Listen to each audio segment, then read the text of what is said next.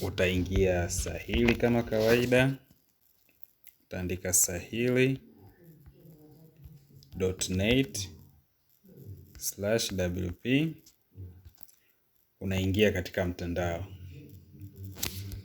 Baada ya kuwa imefunguka hapa, utakuta kuna same sign in, register, lakini wewe umesha register. Utakachokifanya ni kusign in. Kwa hivyo utakuja katika eneo utasema sign in. Utaandika username yako, Kenny Mashauri, na password.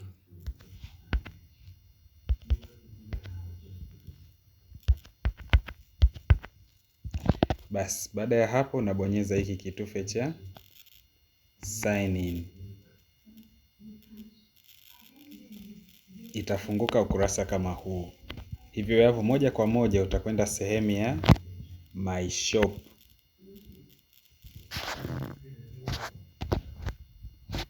Sasa unatengeneza duka, yani biashara unayoifanya.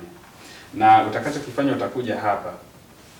Utashuka kutafuta hadi sehemu inayosema My Shop. Sawa? Basi tukishaibonyeza hiyo inashuka sasa duka. Duka nalo lina sehemu zile zile.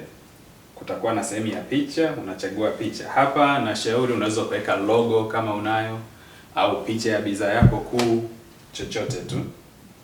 Kwa sisi tutaweka logo. Na logo hiyo utajua faili ambapo umeiweka. Mimi kwangu ni hii. Kwa hiyo nitaweka hiyo logo. Unasubiri inapanda. Ikisha kaa sawa utaona tu imejirefresh. Basi unapanda juu ili kuweza kuandika mambo yanayofuata.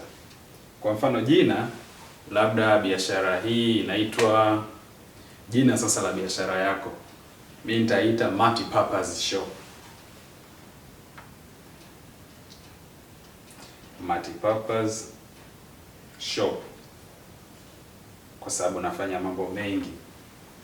Kwa hiyo baada ya kuandika hivyo unakuja sehemu ya category. Chagua kwamba inafanya nini. Je, ni mambo ya urembo, afya, information, au ninaandika kwamba ni uzalishaji wa vitu mbalimbali. Kwa unachagua kwa kuclick. Baada ya hapo kuna sehemu ya description.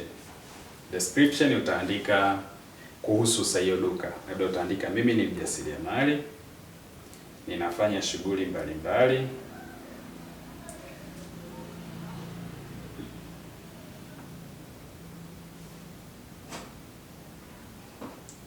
Kama hapa hauandiki, utaandika tu kwamba kuhusiana na duka. Tunajishughulisha na maelezo vile ambavyo unataka duka lako lijielekeze. Tunajishughulisha kama labda ujenzi na uzalishaji labda wa mafuta. Vyovyote, jaribu kujimwaga kidogo kwa maelezo mafupi. Baada ya hapo sehemu ya about unaweza ukaandika chochote, unaweza ukaiacha, ni wewe tu. Lakini sehemu ya muhimu kabisa ni sehemu ya contacts au address.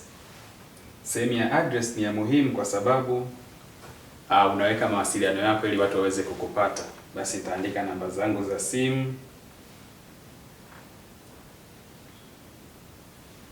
Lakini pia nitaandika labda website ninayopatikana kama unayo. Taandika pia, labda Facebook napatikana kwa jina gani.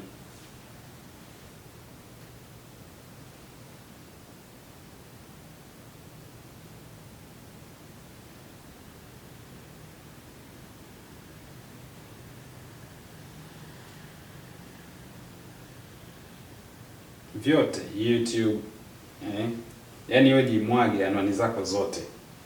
Haya, baada ya kuandika hivyo, sehemu inayofuata unasema save changes.